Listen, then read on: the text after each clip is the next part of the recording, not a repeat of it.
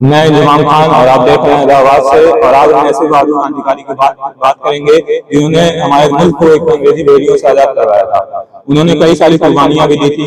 ये हिंदुस्तान के वो पहले मुजाहिद हैं जिन्होंने अंग्रेजों के खिलाफ जिहाद का फतवा दिया, जिसे सुनने के बाद सिर्फ दिल्ली में ही एक या दो नहीं बल्कि 80 से 90 हजार लोग जंग आजादी में लड़ने के लिए तैयार हो गए। ये ऐसे अजीम मुजाहिद थे जिनके कारनामे अंग्रेजों के रातों की नींद उड़ा दी थी और वो मजबूर हो गए थे उन्हें काला पानी जैसी खौफनाक सजा सुनाने के लिए। मैं बात कर रहा हूँ अल्लामा फजल हक खैराबादी की। दोस्तों, अल्लामा फजल हक खैराबादी 1797 में यूपी के सीतापुर डिस्ट्रिक्ट के खैरापुर जिले में पैदा हुआ। उनकी वालिद मौलाना फजल खैराबादी अपने वक्त के बहुत ही अच्छे आलिम थे और उन्होंने अपनी शुरुआती तालीम अपने वालिद से ही प्राप्त की।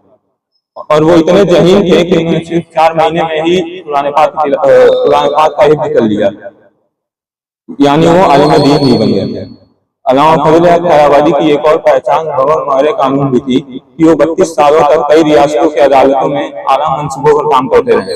वो शायरी में भी कमाल का फन रखते थे। मशहूर शायर मिर्जा गालिब की देख रेख और उनकी शायरी को देखा भी करते थे। लोग उन्हें उनके तालीम के बेस पर उन्हें मौलाना भी करने लगे थे।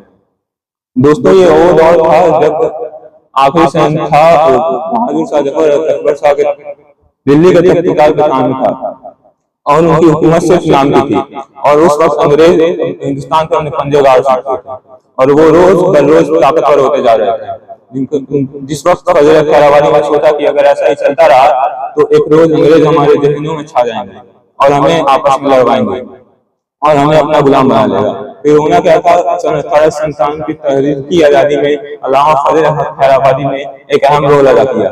उन्होंने अंग्रेजों के खिलाफ जिहाद का फतवा दिया और उस वक्त के 600 मुफ्तियाने इस्लाम ने उस पर दस्तखत करके उसकी हिमायत पैदा की। फिर होना क्या था, अल्लामा फजल हक खैराबादी ने फतवा जिहाद का जारी करना था कि हिंदुस्तान भर में बहुत सारे लोग जंग आजादी में लड़ने के लिए तैयार हो गए। खासकर दिल्ली में गली गली बस्ती बस्ती शहर शहर अंग्रेजों के खिलाफ लोग लड़ने के लिए जंग आजादी में भाग लेने के लिए तैयार हो गए। और 1857 में ये हुआ जिसका शर्त था। अंग्रेजों ने पूरी ताकत के साथ दिल्ली पर हमला कर दिया और दिल्ली में जितने भी लोग फतवा जारी हुआ था लगे हुए थे उन्हें कुचल कर दिया। बहादुर शाह जफर को कुचल कर दिया और दिल्ली पर अपना पंजा गाड़ लिया। तो अल्लामा फजल हक खैराबादी ने इनकार कर दिया और अंग्रेजों ने मौलाना फजल हक खैराबादी को गिरफ्तार करके उन पर मुकदमा चलाया। जब कार्रवाई शुरू हुई तो जिस गवाह को पेश किया गया था वो गवाह भी अल्लामा फजल हक खैराबादी को जानता था और वो नहीं जानता था कि अल्लामा साहब को किसी तरह का मुकदमा चले और उन्हें कोई भी सजा हो। इसलिए उस गवाह ने उन्हें पहचानने से इनकार कर दिया। उसने कहा कि अंग्रेज के खिलाफ जिन्होंने जिहाद का फतवा दिया है ये वो आलिम दीन नहीं है। और दोस्तों, खुशी की बात तो ये थी कि जिस जज के सामने उनको पेश किया गया था वो जज भी अल्लामा फजल हक खैराबादी को बचाना चाहता था, क्योंकि उन्होंने भी उनकी किताबें पढ़ी हुई थी और वो चाहता था कि अल्लामा साहब किस तरह मुकदमे से बाहर निकल आए और इस सजा से बच जाएं। और उस फिल्म में अल्लामा फजल हक खैराबादी ने उस जज ने कहा कि आप सिर्फ इतना कह दीजिए कि ये फतवा मैंने नहीं दिया, आप सजा से बच जाएंगे। जज ये कहकर अपनी कुर्सी पर बैठ गया और ये सोचने लगा अब तो अल्लामा साहब बच जाएंगे। और जब जज ने अल्लामा फजल हक खैराबादी से पूछा कि आपने जिहाद का फतवा दिया है तो उन्होंने गरजदार आवाज में कहा कि इस गवाह ने शायद मुझे बचाने के लिए पहचानने से इनकार कर दिया है, लेकिन मैंने अंग्रेज हुकूमत के खिलाफ ही जिहाद का फतवा दिया था और इसके अवध मुझे जो भी सजा मिलेगी मैं मानूंगा। और सिर्फ ये सुनते ही इतना ही था कि जज और गवाह दोनों सर पकड़ के बैठ गए। नाज़रीन, अल्लाह के सच्चे बंदे ऐसे ही होते हैं, वो हक के खिलाफ अपना सर कभी नहीं झुकाते।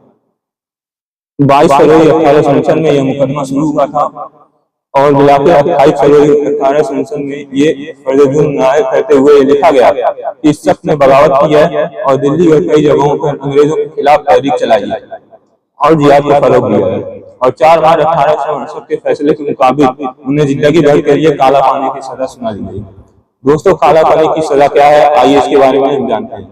बंगाल में वाक़िफ़ जज़ीरा अंडमान निकोबार में एक जेल है जिसका नाम सिल्वर जेल था। वो काला पानी के नाम से मशहूर था, जिसे अंग्रेजों ने हिंदुस्तान के नौजवानों को दर्दनाक सजा देने के लिए बनवाया था। दोस्तों, इस जेल में हर कैदी के लिए अलग अलग कोठरियां बनवाई गई थी। जी हाँ दोस्तों, आपने सही सुना, इस जेल में अलग अलग कैदी के लिए अलग कोठरियां बनवाई गई थी। क्योंकि अंग्रेज बिल्कुल नहीं चाहते थे कि एक कैदी दूसरे कैदी से कोई भी बातचीत चले। क्योंकि दोस्तों जब भी कोई देश भर एक दूसरे से बात करता है वो रिहा होने का कोई ना कोई रास्ता देख ही लेता है, क्योंकि इसका फायदा कोई नहीं होता। क्योंकि इस जेल को पानी के बीचों बीच बनवाया गया था ताकि अगर कोई भागने की कोशिश करे तो वो कामयाब ना हो सके। तो इस बात की जाए जेल में किए जाने का व्यवहार की, तो कैदियों को सीकर से बांधकर उन्हें अंगारों पर लेटाया जाता था, सीकर से बांधकर उन्हें कोड़े मारे जाते थे, और खाना इस तरह का दिया जाता था कि आम इंसान को अगर वो दिखाया जाए तो लगी न जाए। उन्हें घास से बनी हुई सब्जियां खिलाई जाती थी। तो दोस्तों आप ही सोचिए, अगर कोई आपको घास से बनी हुई सब्जी खिलाए तो आप क्या करेंगे? आप शायद उस थाली को उठा के फेंक देंगे। और दोस्तों बात की जाए पानी की, तो उसमें कीड़े मौजूद होते थे जिसे अगर आम इंसान देख ले तो आपके ही गिर ना जाए। ऐसी खौफनाक जेल में अल्लामा फजल खैर आबादी ने घुट-घुट कर जीते रहे।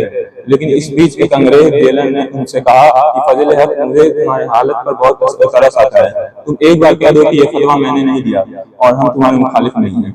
इस बात पर अल्लामा फजल खैर आबादी ने कहा, मैं मर जाऊंगा लेकिन मैं हक के रास्ते से नहीं हटूंगा। तुम अंग्रेजों ने हमारे मुल्क पर नाजायज कब्जा किया हुआ है, हम तुम्हारे इस हुकूमत को नहीं मानते। दोस्तों दूसरी तरफ अल्लामा फजल खैर आबादी के साहबजादे मौलवी शमसुल हक अपने दोस्तों के साथ मिलकर उनकी रिहाई की भरपूर कोशिश करते रहे और आखिर में अपने वालिद के रिहाई के ऑर्डर लेने के लिए कामयाबी भी हासिल की।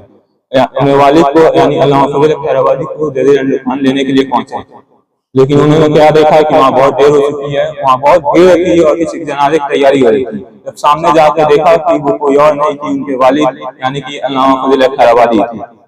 बहुत गमगीन हुए, अपने वालिद को वहीं दफना कर वापस चले आए। जजीरे अंडमान में एक तरफ के साए के नीचे उनकी कब्र आज भी मौजूद है, जहाँ पर कई सारे उनकी कब्र की जियारत करने जाते हैं। दोस्तों हमें बहुत अफसोस है कि इन जैसे बहादुर क्रांतिकारी को आज हम भूल चुके हैं। आज हम उनके बारे में बात नहीं करना चाहते हैं, ना ही उनके बारे में पढ़ना चाहते हैं।